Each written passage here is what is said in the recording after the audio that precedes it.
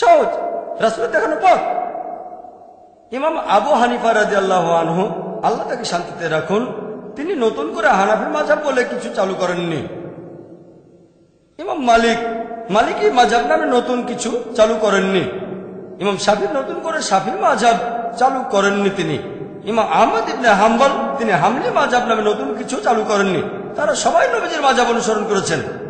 খ্রিস্টানদের মধ্যে এরকম একটা ভুল ধারণা আছে, যীশু খ্রিস্ট খ্রিস্টান ধর্ম প্রচার করতে আসেননি, তিনি এসেছিলেন ইসলাম প্রচার করতে। একইভাবে এই চারজন ইমামের সবাই এসেছিলেন আমাদের জ্ঞান দিতে, আল্লাহ এবং রাসূলের বিভিন্ন নির্দেশের ব্যাখ্যা দিতে। তারা নবীজি সাল্লাল্লাহু আলাইহি ওয়াসাল্লামের মাযহাব ছাড়া অন্য কোনো মাযহাবে ছিলেন না। আল্লাহ পবিত্র কোরআনে বলেছেন, সূরা নিসার 59 নম্বর আয়াতে উল্লেখ করা হয়েছে, আতিউল্লাহ আতিউর রাসূল, আল্লাহকে মানো এবং তার রাসূলকে মানো, এবং যারা তোমাদের মধ্যে ক্ষমতার অধিকারী, যারা বিভিন্ন ক্ষমতার অধিকারী এবং জ্ঞানের অধিকারী, আপনারা মানবেন আল্লাহ এবং তার রাসূলকে। এরপরে আল্লাহ বলেছেন, তোমাদের মধ্যে যারা ক্ষমতার অধিকারী, যারা জ্ঞানের অধিকারী। তবে আয়াতটা এখানে শেষ হয়ে যায়নি, এখানে আরো বলা হয়েছে, যদি তাদের মতভেদ থাকে আল্লাহ এবং রাসূলের কাছে ফিরে যাও। তাহলে যাদের জ্ঞান আছে, ইমাম শাফি, ইমাম আহমদ ইবনে হাম্বল, ইমাম মালিক, ইমাম আবু হানিফা, আল্লাহ তাদের শান্তিতে রাখুন সবাইকে, তাদের মতভেদ থাকলে আল্লাহ এবং রাসূলের কাছে ফিরে যাবেন। চারজন ইমাম একই কথা বলেছেন, যদি আমার ফতোয়া আল্লাহ এবং রাসূলের বিরুদ্ধে যায়, আমার ফতোয়া বাদ দাও। আল্লাহ একই কথা বলেছেন, আল্লাহ এবং রাসূলকে মানো, এবং যারা ক্ষমতার অধিকারী, যারা জ্ঞানের অধিকারী, তাদের মতভেদ থাকলে আল্লাহ এবং রাসূলের কাছে ফিরে যাও। যদি আল্লাহ এবং শেষ বিচারের দিনে বিশ্বাস রাখো, কারণ এটাই হলো উত্তম এবং পরিণামে প্রকৃষ্টতর। কোন রকম মতভেদ থাকলে আমরা কি করব? আল্লাহ এবং রাসূলের কাছে ফিরে যাব। ব্যাপারটা খুব সহজ। তবে কিছু মুসলিম আছে যারা আমাকে প্রশ্ন করতে পারে, ভাই জাকির, ভালো, যেসব লোকের কোরআন এবং হাদিসের যথেষ্ট জ্ঞান আছে, তাদের জন্য এটা সহজ যে কোনটা ভুল আর কোনটা ঠিক, কোনটা সহিহ হাদিস আর কোনটা জয়ীফ হাদিস। এখন আমরা কিভাবে সাধারণ মুসলিম হিসেবে, কমন মুসলিমরা বুঝতে পারবো যে কোনটা ঠিক আর কোনটা ভুল? প্রশ্নটা খুবই সুন্দর। আমি তাদের বলি, তারা বলে এই জন্য আমরা তাকলিদ করি। তখন তাদের বলি, এই তাকলিদ শব্দটার অর্থ কি? তাকলিদ মানে, দেখেন, কোন ইমামের কথাগুলো অনুসরণ করলে সেটাকে তাকলিদ বলা হয় না, হবেন মুকাল্লিদ। যদি আপনি প্রমাণ করে দেখান আপনার ইমাম ভুল করেছেন, তারপর সেটা শুধরে দিলেন, তখনও আপনি থাকবেন মুকাল্লিদ। যেমন ধরেন, যদি আপনার মায়ের হার্টে কোনো সমস্যা থাকে, ঠিক হার্টে সমস্যা আছে, তাহলে ডাক্তার লাগবে। এখন কার কাছে যাবেন? ডাক্তার কাছে তো যাবেন না, যাবেন একজন হার্ট স্পেশালিস্টের কাছে। আপনি ভেবে দেখবেন, এমবিবিএস? না না না না। এমডি? হ্যাঁ এমডি। এমডি কিসের উপরে? ব্রেনের উপর? না না না না, হার্ট। ঠিক আছে, তাহলে ডাক্তারের কাছে যাওয়ার আগে রিসার্চ করবেন। আপনি সেই ডাক্তারের ডিগ্রিটা দেখবেন। এমবিবিএস? না না না। এমডি? হ্যাঁ। কিসের উপরে এমডি? গাইনোকোলজি? না না না। কিডনি? না না না। ব্রেন? না না না। কার্ডিওলজি? হ্যাঁ ঠিক আছে। ডিএম? আরো উপরে এমডি অব মেডিসিন। তার চেয়ে বড় ডাক্তার হচ্ছে ডিএম। আগে রিসার্চ করে তারপরে ডাক্তারের কাছে যান। যে কোনো ডাক্তারকে তো দেখাবেন না। যদি রাস্তায় কেউ বলে আপনার মায়ের হার্টের সমস্যা, একটা কাজ করেন, আপনি কি সেটা করবেন? তার কথা শুনবেন না, আপনি রিসার্চ করবেন। একইভাবে তৃতীয় ক্যাটাগরি, আল্লাহ এবং তার রাসূলকে মানো। তৃতীয় ক্যাটাগরি হলো তোমাদের মধ্যে যাদের জ্ঞান আছে অথবা যারা হলো ক্ষমতার অধিকারী। আপনি রিসার্চ করবেন। একজন বিশেষজ্ঞ কোনো মত দিলে সেটা ঠিক হতে পারে, ভুলও হতে পারে, আপনি সব চেক করতে পারবেন না।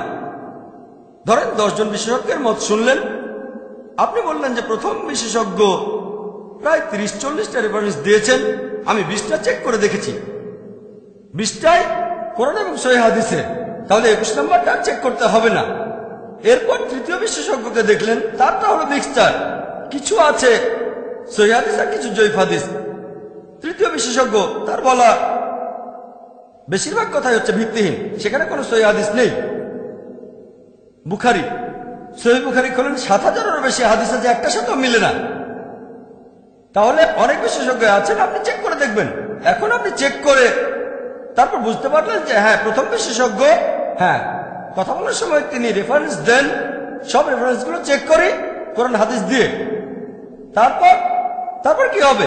তাদের কোনো প্রশ্ন করলেন, তিনজন বিশেষজ্ঞ মতামত দিলেন, আপনি অটোমেটিক্যালি মানবেন প্রথম জনের কথা, কারণ এর আগে তার 20টা রেফারেন্স চেক করেছেন, সবগুলোই ঠিক ছিল। তাহলে ইনশাল্লাহ 21 নম্বর রেফারেন্সটাও ঠিক হবে। প্রত্যেক মুসলিম বিশেষজ্ঞের বলা সবকিছু চেক করতে পারবেন না। আপনি এখানে আগে রিসার্চ করে নেবেন প্রথম যে বিশেষজ্ঞ, হ্যাঁ তিনি কোরআন হাদিস নিয়ে কথা বলেন। ধরেন মোট 4 জন বিশেষজ্ঞ, ইনি হলেন প্রথম বিশেষজ্ঞ। এরপর দ্বিতীয় বিশেষজ্ঞ যা বলেছেন তার কিছু সঠিক কিছু বেঠিক। এরপর তৃতীয় যে বিশেষজ্ঞ, বেশিরভাগই ভুল। তাহলে আপনি রিসার্চ করে বোঝার চেষ্টা করবেন যে কেমন বিশেষজ্ঞ। তারপর যদি রিসার্চ না করে প্রথম বিশেষজ্ঞকে মেনে চলেন, কোনো সমস্যা নেই। তবে ধরেন আপনি প্রথম বিশেষজ্ঞের কথা মানেন, তার উপরে রিসার্চ করেছেন, আরেকজন বিশেষজ্ঞ বললেন প্রথমজন যা বলেছেন সেটা ভুল, আমি প্রমাণ করে দেখাতে পারি কোরআন এবং হাদিস দিয়ে। প্রমাণটা চেক করেন, যদি প্রমাণ ভুল হয় তাকে বাতিল করেন, প্রথমজনকে মেনে চলেন। কিন্তু সেই প্রমাণটা সেই বিশেষজ্ঞ যেটা দেখিয়েছেন যে কোরআন আর হাদিসের কথা প্রথম বিশেষজ্ঞের কথার বিরুদ্ধে যাচ্ছে, তাহলে প্রথম বিশেষজ্ঞের কথা বাতিল করে দেন। এখানে আরেকটা উদাহরণ দেই। যেমন ধরেন আমি যখন কিছু শুনি, আমি যেটা বলি লেকচারের আগে আমি রিসার্চ করি, কিন্তু আমার মাথার ভেতরে আরো অনেক তথ্য আছে, অনেক ইনফরমেশন আছে যেগুলো চেক করা হয়নি। তারপরও ক্যাটাগরি করি। যেমন ধরেন, যদি আমি শেখ নাসিরুদ্দিন আলবানীর কোনো মতামত শুনি, মাশাআল্লাহ তিনি কিছুদিন আগে মারা গেছেন, আমার মতে তিনি বর্তমান সময়ের অন্যতম সেরা মুহাদ্দিস ছিলেন, তাই তিনি যা বলেছেন আমি সেগুলো অনুসরণ করি, কারণ আমি চেক করে দেখেছি তিনি মাশাআল্লাহ কোরআন হাদিস অনুযায়ী কথা বলতেন। কিন্তু কেউ যদি ফতোয়া দেন নাসিরুদ্দিন আলবানীর বিরুদ্ধে, যদি সেটা কোরআন হাদিস অনুযায়ী হয়, নাসিরুদ্দিন আলবানীর ফতোয়াটাকে আমি বাতিল করে দেব, করতে পারি। তবে আমি জানি যে প্রত্যেক মানুষই ভুল করতে পারে। ইমাম শাফি ভুল করেছেন, ইমাম আবু হানিফা ভুল করেছেন, ইমাম আহমদ ইবনে হাম্বল, ইমাম মালিকও ভুল করেছেন। তাহলে নাসিরুদ্দিন আলবানী ভুল করতে পারেন? করতে পারেন। তবে সেই বিশেষজ্ঞদের একজন যারা কোরআন হাদিস অনুযায়ী কথা বলেন, তাহলে যদি কেউ ফতোয়া দেন এখানকার স্থানীয় লোক আর নাসিরুদ্দিন আলবানী, আমি আলবানীর কথাটাই মানবো যদি হাতে সময় থাকে।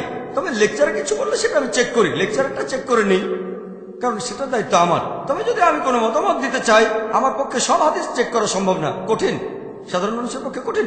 তাই দেখতে হবে কোন বিশেষজ্ঞের কথা শুনছেন, অথবা কোন বইটা পড়ছেন, কার লেখা বই পড়ছেন, কার লেকচারের ক্যাসেট আপনি শুনছেন। এভাবে ক্যাটাগরি করেন।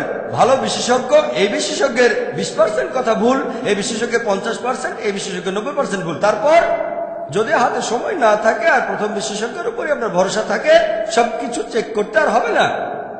যদি হাতে সময় থাকে তাহলে চেক করেন, ভালো, আলহামদুলিল্লাহ, মাশাআল্লাহ। যদি সময় থাকে চেক করতে পারেন, তবে এটা তাকলিদ না। যদি কেউ প্রমাণ দেখায় যে আপনি যাকে মেনে চলেন তার কথা ভুল, তারপরও তাকে অন্ধভাবে অনুসরণ করেন, সেটা তাকলিফ। আমরা তাকলিফ করবো শুধু আল্লাহ এবং রাসূলের উদ্দেশ্যে, ব্যাস, আতিউল্লাহ আতিউর রাসূল, ব্যাস, আর কেউ না। সহজ সহজ নিয়ম। এখন কেউ হয়তো আমাকে বলতে পারে, ভাই জাকির আপনি বলছেন দল তৈরি করবেন না আপনি, কিন্তু নবীজি তো বলে গেছেন 73টা আলাদা দল তৈরি হবে। আমি বলবো হ্যাঁ, নবীজি বলেছেন এমনটা হবে, বলেননি এটা করা উচিত, আল্লাহ আমাদের নিষেধ করেছেন। তবে নবীজি জানতেন, যদিও আল্লাহ বলেছেন দলে বিভক্ত হয়েও না, তারপরে মুসলিমের বিভক্ত হবে, নবীজি এটা জানতেন। তিনি বলেননি যে বানানো উচিত। আর আপনারা যদি সহিহ হাদিস পড়েন, আবু দাউদ 4579 এবং 4580 নম্বর হাদিস বলা হয়েছে যে নবীজি মুহাম্মদ সাল্লাল্লাহু আলাইহি ওয়াসাল্লাম বলেছেন যে ইহুদিরা 71 বা 72টা দলে বিভক্ত, খ্রিস্টানরা 70 বা 71টা দলে বিভক্ত, আর মুসলিমরা 73টা দলে বিভক্ত হবে।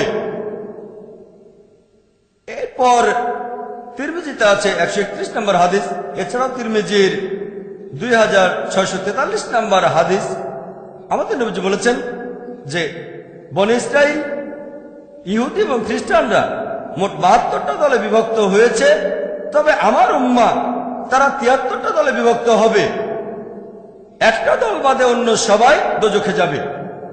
সাহাবীগণ প্রশ্ন করলেন, সেই দলে কারা? নবীজি বললেন, যারা আমাকে এবং আমার সহচরদের অনুসরণ করবে। নবীজি বলেছেন 73টা দল তৈরি হবে, সবাই দোজখে যাবে একটা দল বাদে, যারা নবীজি এবং সাহাবীগণকে অনুসরণ করবে। আরেকটা হাদিস আছে সহিহ বুখারীতে 3 নম্বর খণ্ড 2652 নম্বর হাদিস। নবীজি বলেছেন, সবচেয়ে সেরা মানুষ হলো যারা আমার সময়টাতে ছিল, তার মানে সাহাবীগণ, এরপরে পরবর্তী প্রজন্ম, আর তারপরে তার পরের প্রজন্ম। নবীজি বলেছেন সবচেয়ে সেরা হলো তারা যারা আমার প্রজন্মে ছিল, সাহাবীগণ, তারপরে পরবর্তী প্রজন্ম অর্থাৎ তাবেঈন, এরপরে তারপরের প্রজন্ম, তবে তাবেঈন, শেষ। তাহলে আমরা যদি কিছু গ্রহণ করি সেটা নেব আমাদের নবীজির প্রজন্ম থেকে, মানে সাহাবীগণ, পরবর্তী প্রজন্ম তাবেঈন, এরপরে তবে তাবেঈন, শেষ। এই 3 প্রজন্ম, এনাদেরকে বলা হয় সালাফিস সালেহিন, অর্থাৎ ন্যায়নিষ্ঠ পূর্বপুরুষ অথবা ন্যায়নিষ্ঠ পূর্ববর্তীগণ। সালাফ মানে পূর্বপুরুষ, পূর্ববর্তী। তাহলে শরিয়ার মধ্যে, ইসলামিক শরিয়ায় সবচেয়ে গুরুত্বপূর্ণ ক্যাটাগরি মোট 4টা। এর মধ্যে সবচেয়ে গুরুত্বপূর্ণ পবিত্র কোরআন, আল্লাহ তাআলার কালাম। যদি কোনো কিছু খোঁজেন আর কোরআনে না পান, তাহলে এর পরের উৎসে চলে যাবেন, সেটা হচ্ছে হাদিস, সহিহ হাদিস, আমাদের নবীজির হাদিস।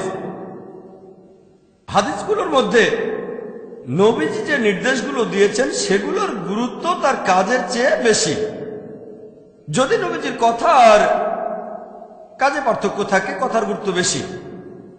তৃতীয় উৎস সেটা সাহাবীগণ, ইজমা। 3টা প্রজন্ম, সাহাবীগণ, তাবেঈন, তবে তাবেঈন, ইজমা। সাহাবীগণের কয়েকজনের মতামত সেটা একজনের মতামতের চেয়ে বেশি গুরুত্ব পাবে। তারপর তাবেঈন, তবে তাবেঈন। আর একেবারে শেষ উৎস হলো কিয়াস। যদি প্রথম 3টা উৎস থেকে কিছু না পান, কোরআনে পেলেন না, হাদিসে পেলেন না, তারপরে এই 3টা প্রজন্মের জীবন কাহিনীতেও কিছু পেলেন না, তখন ব্যবহার করবেন কিয়াস, সাদৃশ্য দেখে অনুমান করা। إن في خلق السماوات والأرض واختلاف الليل والنهار والفلك التي تجري في البحر بما ينفع الناس وما أنزل الله من السماء من ماء فأحيا به الأرض بعد موتها وبث فيها من كل دابة